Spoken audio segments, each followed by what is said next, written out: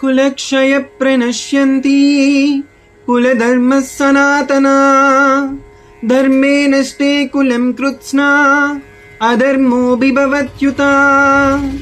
మరొకసారి మీకు భగవద్గీతలోకి ఆహ్వానం.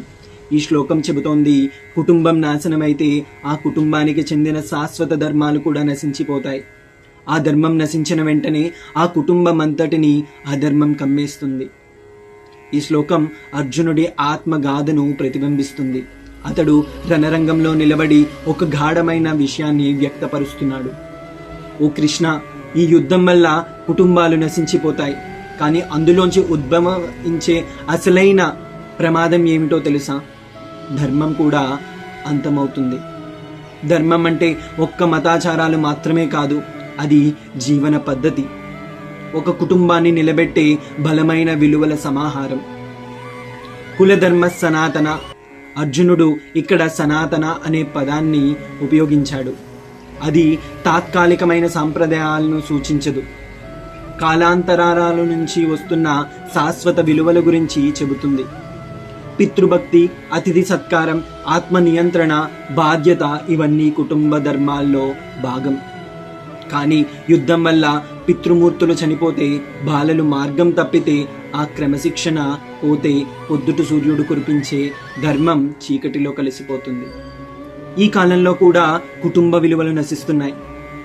తల్లిదండ్రులకు గౌరవం తగ్గిపోతుంది. సంబంధాలు ప్రియమైనవిగాక ప్రయోజనదాయకంగా మారుతున్నాయి. పద్ధతులు పోతున్నాయి, ధర్మం మిగలడం లేదు. అర్థం చేసుకోవాలి, మనం ధర్మం కోల్పోతే కుటుంబం ఖాళీ గోడలుగా మారుతుంది.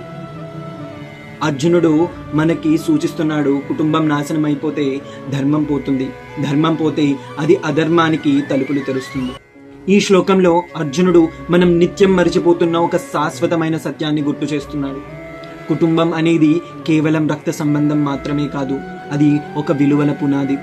ఆ పునాది నశిస్తే మన బ్రతుకు భవనానికి ఆధారం ఉండదు. బయటకు కనిపించేది విజయమైన లోపలేంటో తెలుసా? అధర్మం అనే కీటకం మెల్లగా మనల్ని లోపల నుంచి తినేస్తుంది. ధర్మం అనేది ఒకటి కాదు, అది మన నడవడి, మాట, ఆలోచన అన్నిటిలోనూ వ్యాపించిన జీవన మూల్యం. ఈ శ్లోకం మనకు చెబుతోంది, నీ ఇంటిలో ధర్మం బ్రతికితేనే నీ సమాజానికి ఒక వెలుగు ఉంటుంది. మనమేం ఆలోచించాలి అంటే, నేడు నేను నా ఇంటికి, నా తరానికి, పుట్టిన పిల్లలకి ఏ విలువలు వదిలిపెట్టాను? అది ధన సంపద లేక ధర్మ సంపద?